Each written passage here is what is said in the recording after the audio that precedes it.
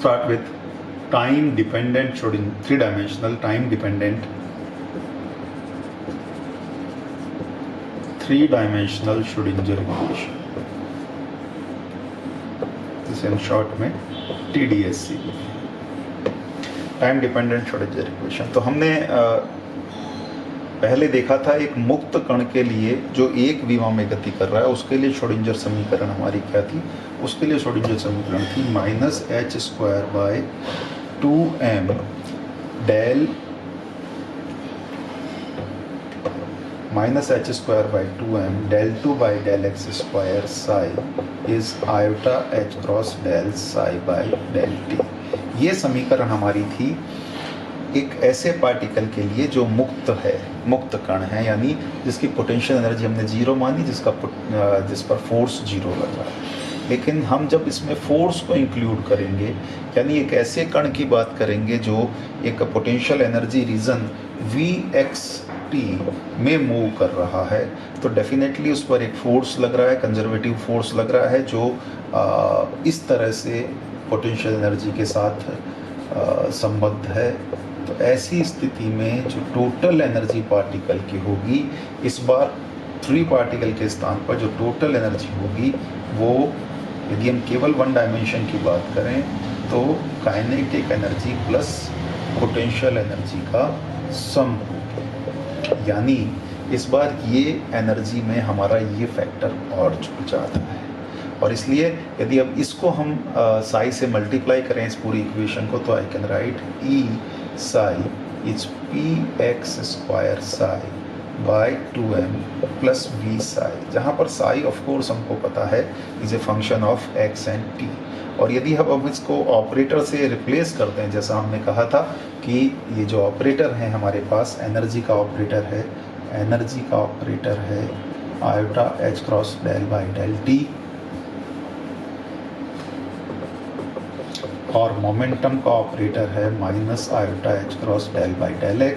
यदि इससे हम रिप्लेस करें हमारी समीकरण को, यहाँ पर E और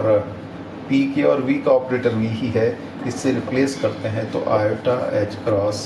del psi by which is a function of x and t by del t equal to minus h cross square by 2m del 2 psi which is a function of x and t del x² plus v function of x and t psi function of x and t। ये जो समीकरण हमारी आई,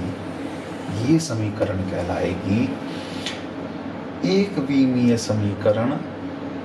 जो time dependent है, एक विमीय Schrodinger समीकरण जो काल आश्रित है, एक ऐसे पार्टिकल के लिए है जो एक पोटेंशियल एनर्जी फील्ड में, पोटेंशियल एनर्जी रीजन में मूव कर रहा है।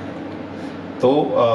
ये हमारा वन डायमेंशन के लिए होता है। और यदि इसको हमको एक्सटेंड करना है, क्योंकि वन डायमेंशनल मोशन भी बहुत रेयर होती हैं, तो हमको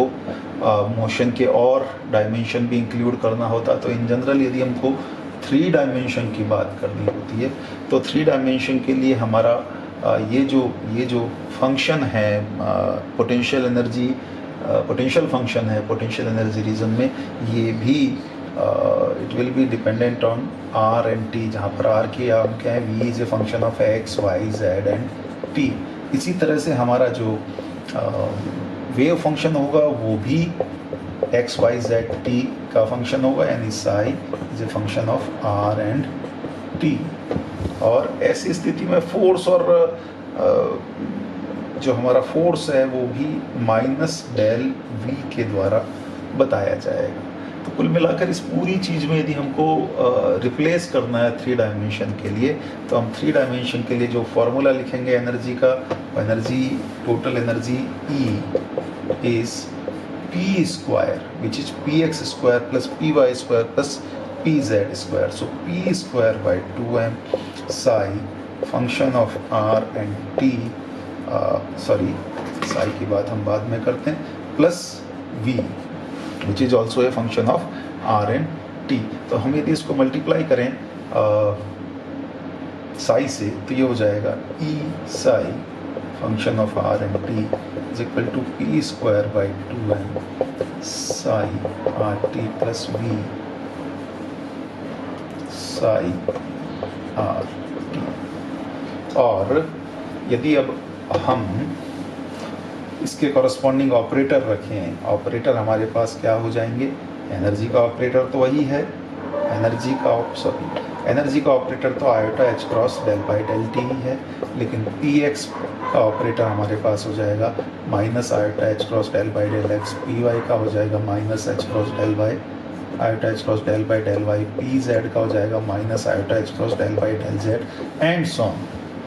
ऐसी स्थिति के अंदर यदि हम ये वैल्यू यहाँ पर रखते हैं तो ये हो जाएगा आयोटा एच क्रॉस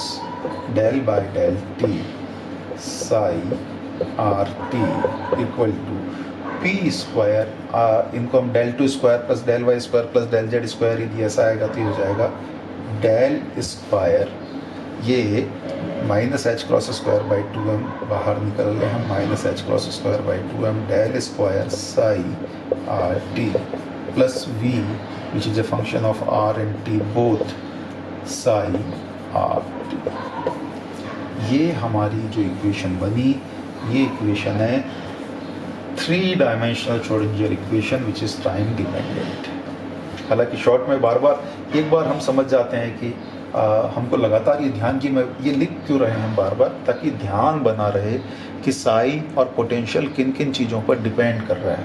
और इसलिए एक बार ध्यान में आने के बाद इसे बार बार लिखने की ज़रूरत नहीं, हम शॉर्ट में सिंपल ऐसा ही लिखते हैं equal to minus H cross square by 2m del square psi plus we psi. ये समीकरण शॉर्ट में हम लिखते हैं, जिसे हम श्रोडिंगर टाइम डिपेंडेंट इक्वेशन कहते हैं 3 डायमेंशन में। इसको दूसरी तरह से भी लिखते हैं, देखिए यदि मैं इसमें से साई कॉमन लेता हूँ तो minus h square by 2m del square plus we psi. ये जो ऑपरेटर है, इस ऑपरेटर को क्वांटम मैकेनिक्स में कहते हैं हैमिल्टोनियन ऑपरेटर, यानी कि मैं समीकरण यूँ लिख सकता हूँ iota H cross del psi by del t equal to h psi या h psi equal to E psi. ये श्रोडिंगर इक्वेशन को लिखने के और तरीके हैं। तो कुल मिलाकर ये हमारी श्रोडिंगर इक्वेशन हुई जो टाइम डिपेंडेंट है, और साथ में ये फर्स्ट ऑर्डर डिफरेंशियल इक्वेशन है, ये हमको पता चल ही रहा है, दिख रहा है कि ये लीनियर इक्वेशन है। इसलिए इसके यदि साई 1 और साई 2, जैसे हम लीनियर इक्वेशन का मतलब है यदि साई 1 भी इसका सॉल्यूशन है और साई 2 भी इसका सॉल्यूशन है, तो इन दोनों का लीनियर कॉम्बिनेशन भी एक पॉसिबल सॉल्यूशन इस इक्वेशन का होगा। तो इस तरह से हमारे पास ये जो श्रोडिंगर इक्वेशन है, इसको हम बार बार काम में लेंगे, बिल्कुल उसी तरह से जैसे न्यूटन के सेकेंड लॉ को किसी पार्टिकल की डायनेमिक्स को बताने के लिए काम में लिया जाता है। यहाँ पर हमारे पास मैटर वेव्स के डायनेमिक्स को बताने के लिए हमारे पास ये इक्वेशन होगी, जिसको हम इस फॉर्म में लिखेंगे, इस फॉर्म में लिखेंगे। लेकिन ये ध्यान में रखना है कि ये अंत नहीं है। अभी हमारी ये जो श्रोडिंगर इक्वेशन है, ये केवल नॉन रिलेटिविस्टिक इक्वेशन है, यानी कि ये केवल उन पार्टिकल्स पर अप्लाई होंगी जिनकी वेलोसिटी लाइट के वेलोसिटी की तुलना में बहुत